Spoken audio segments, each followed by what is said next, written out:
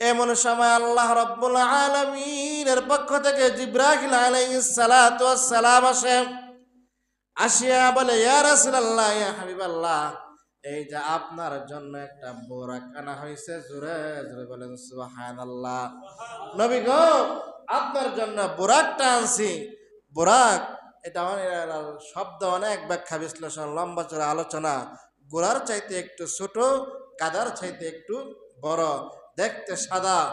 হ্যাঁ, বোরাক এটা বারকম থেকে আসছে, অর্থাৎ বিদ্যুতের গতি যেরকম, এই বোরাকের দৃষ্টির শেষ সীমানা পর্যন্ত কদম ফালায়। সুবহানাল্লাহ।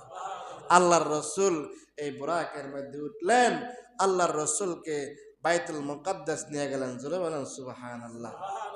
ভাইরা আমার, প্রত্যেকটা নবী আদম পয়গম্বর থেকে ঈসা পয়গম্বর পর্যন্ত প্রতিটা নবী প্রতিটা মুহূর্ত বারবার আল্লাহ রাব্বুল আলামিনের দরবারে কান্নাকাটি করত আর বলতো, হে দয়ার মালিক আল্লাহ, জমানার নবী না বানাইয়া আখিরি পয়গম্বর সাইয়্যিদুল মুরসালিন খাতামান নাবিয়্যিন আশরাফে আম্বিয়া রসুল কিবরিয়া সাইয়্যিদুল ইমাম সাইয়্যিদুল বাশার জনাবে মুহাম্মদুর রাসূলুল্লাহ সাল্লাল্লাহু আলাইহি সাল্লাতু ওয়াসসালামের উম্মত যদি বানাইতেন তাহলে আমাদের জীবন ধন্য হয়ে যাইত।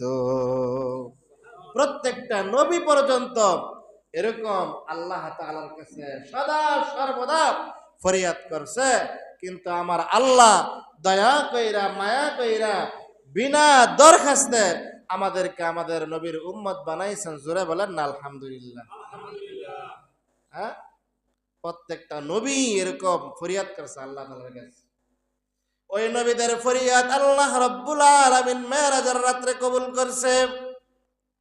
যখন আল্লাহর পয়গম্বরকে এই বাইতুল মুকাদ্দাস নিয়ে গেছেন, ওই বোরাকটা একটা খাম্পার মধ্যে বান্ধিছেন, যে খাম্পার মধ্যে অনেক নবী আলাইহিস সালাতু ওয়াস সালাম গোড়ার লাগাম লাগাই রাখছিল।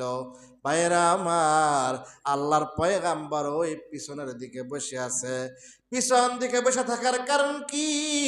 কারণ নবী আমার পেরেশান। আল্লাহ রাব্বুল আলামিন আমাকে মক্কা থেকে বাইতুল মুকাদ্দাস নিয়ে আসছেন, এখন জানি আবার কই নিয়ে যায়। আমার উম্মতেরা না জানি কি হয়, আমার উম্মতেরা না জানি কি হয়।